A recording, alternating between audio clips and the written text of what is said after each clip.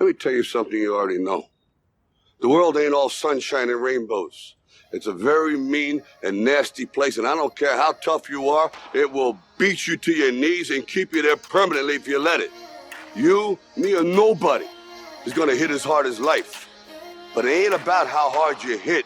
It's about how hard you can get hit and keep moving forward. How much you can take and keep moving forward. That's how winning is done.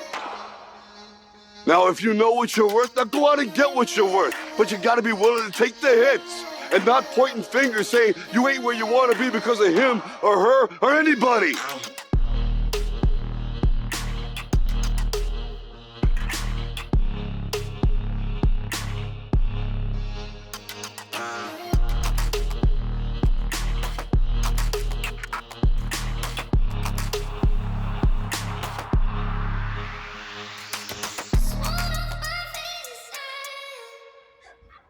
All right, we are back in San Diego. Had a really good weekend in Vegas. Got away, got to see family on Thanksgiving. Some friends from Sweden, friends from LA. I went with my wife, I went with my brother, my sister-in-law. We stayed with Daniel this past weekend in Vegas. He treated us to a hockey game. He has amazing seats. We went out, drank a little bit. It was just really, really fun. And then we came back, and it's funny. We were watching Poker Go on his huge TV in his living room, and it's just really interesting to think that 10 years ago when I started playing poker that I would be sitting in Daniel Negreanu's living room with him watching poker while we go back and forth analyzing hands. So yeah, really, really fun, really, really surreal. He's such a good guy. So that was Friday. On Saturday, we went to see the Jabberwockies, which was super fun. And then after the Jabberwockies, we ended up going out to XS, and XS is always the sickest times. It was a really, really good weekend in Vegas, you know, getting away from San Diego, getting away from the last session that I reported on. Obviously, it wasn't very good. It was nice to refresh, and I didn't play any poker while I was in Vegas. We were there for 3 days and didn't even touch a poker chip. It was good not to be in a poker room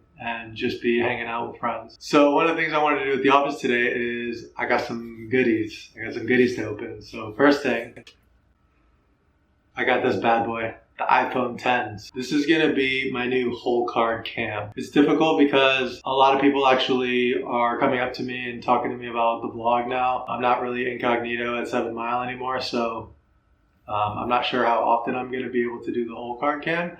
I don't want to get carried away with it. I'm actually shooting a time lapse with this device right now while I talk to you guys.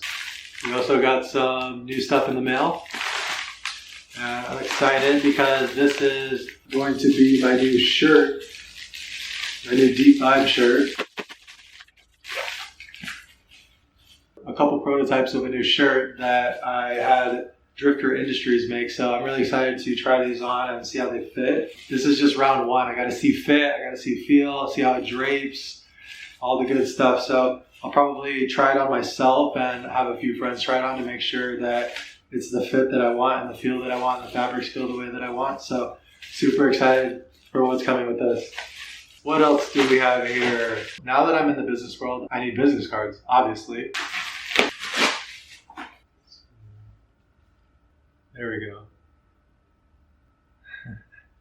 So one of the reasons why I wanted the business card is because I knew that I was going to be out and about with the camera a lot, shooting outdoors and doing vlog things, obviously. I wanted to have business cards so that if somebody was like, what are you doing? I can say, I have a vlog. Here's my business card. Check it out. Obviously, for meetings in LA, for people that I meet in the clothing business, I obviously want to have a card for them too. So I made a couple different variations of the card. New card. What do you think? Whoa, very nice. They are made from the offcuts of t-shirts. When you make a t-shirt, you cut it up, and there's always extra fringe stuff left over from the t-shirts, and they usually just get thrown away. But these are made from those. So there's no trees that were cut down to make this. It's 100% from cotton. These are cotton business cards, and they're recycled. It fits with the theme of Deep Vibes. Super excited to be a grown-up in the business world now and have my own business card. Enough of that. We are back to business this week. Today's Monday, and I'm going to head back to the 7 Mile to the scene of the crime and put in a session today. I'm excited to get back on the horse, and I will report back with some really, really interesting hands that we played today. And I'm going to play them flawlessly, which is really, really hard to do considering how bad I botched last session. Putting it out there that we're going to have a flawless session today. I know it's really, really difficult to have a flawless session, but that's my intention. I'll catch back up with you guys soon.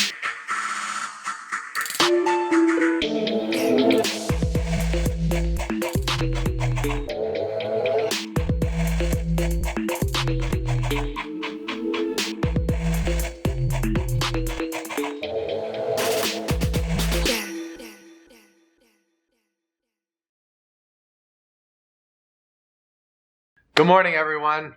We got a little bit of redemption last night. We won back a little bit of money. We played for 6.5 hours at the 7 Mile Casino, and we left a winner. You know, that's really, really key coming back from a session after we had the last time out. And this session didn't really start out that great. I was down 1,000 at one point. Wasn't really looking the best, but kept it together, kept my composure, and really, really just was patient because the game wasn't good. But you know what? I decided that I'm going to play 5 days this week. Monday, Tuesday, Wednesday, Thursday, Friday, playing all 5 days. Yesterday was Monday, so it was the first day. I wanted to get off on the right track. Before we get into the hands, I wanted to mention something. I think it's key when things are going not so great in all aspects of your life that you really sit down and evaluate and look and see what you can be doing better. And I appreciate all the comments. I've been getting so many comments about the last session and, you know, advice on what I can do and things like that. And that's all really appreciated. One of the people that I respect the most is my little brother, Andrew Moreno. Holtz folds. Moreno will take it. The San Diego pro lived here a long time. He's got a large and boisterous local rail.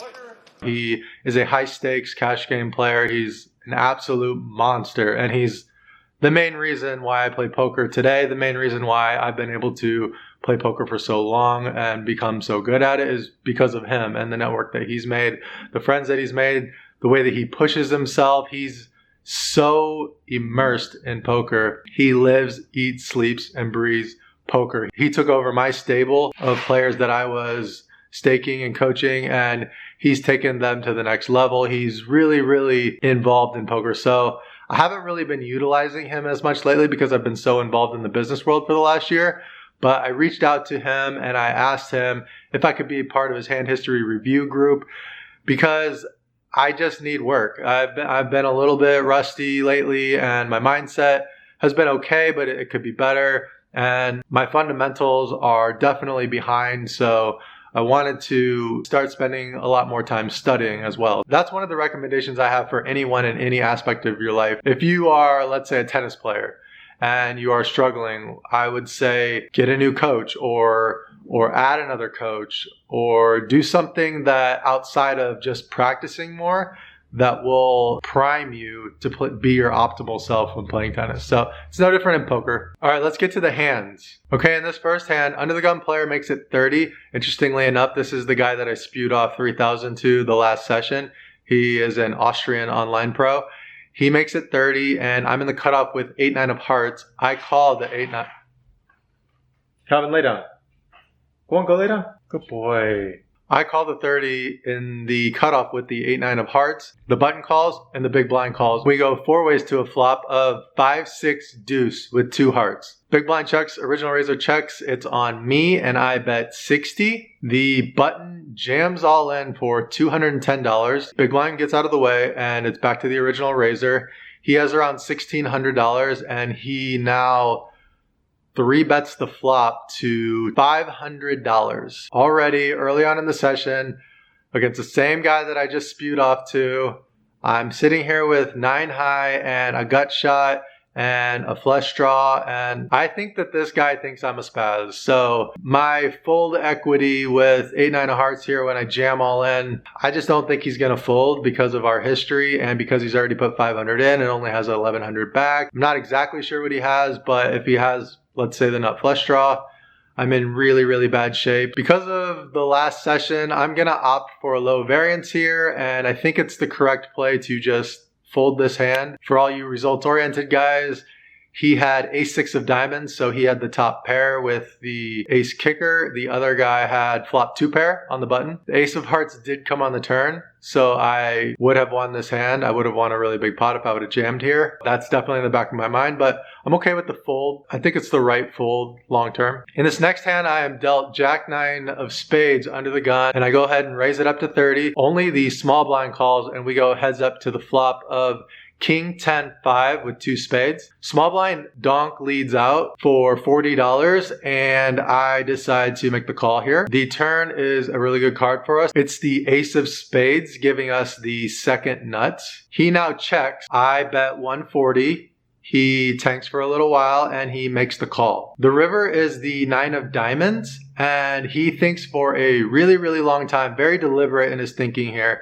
And he bets 170 and leaves himself with another 420 behind. I think with this river card and his sizing, a raise is mandatory here. I deliberate. Obviously, the only raise sizing here is going to be all in for this guy. We move it all in and he tanks for a really long time and he ends up letting it go. Not sure what he folded. Shortly after this hand, a seat opens up on my left and there are 2 European professionals here from Austria that are on a vacation.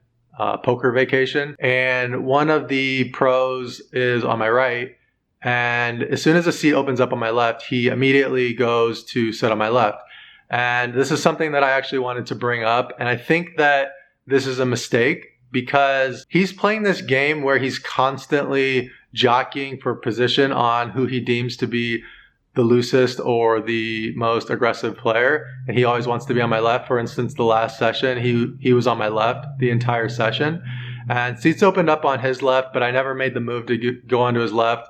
Some people might say this isn't smart, but I think what this is doing is this is setting a precedent that some days you're going to be on my left because of the luck of the draw, and some days I'm going to be on your left because of the luck of the draw. But if you're constantly moving to my left, it just creates a terrible atmosphere for the game. And it's something that recreational players hate. It's something that creates a contentious atmosphere in general. So just stick to sitting where you're sitting. It's the luck of the draw. Obviously, there are situations where you can move to someone's left and it's not going to be so apparent that you are trying to exploit a small advantage by moving to their left. It's one thing that this European pro, he's most likely an online player, just doesn't understand yet. He doesn't understand that the live poker climate is a place where you want everyone to feel invited, is a place where you want to socialize. It's a place where people come to relax, blow off some steam. Sure, there's pros in the game, but we want to keep the atmosphere as amicable, as fun, as lively as possible, and constantly jockeying for position at the table and playing musical chairs. It's not conducive for creating this type of environment. He moves to my left. A short while later, I am dealt Queen 10 of spades. It folds to me on the button. Obviously a mandatory raise. I make it 30. The small blind, the European pro, makes it 125. Big blind gets out of the way.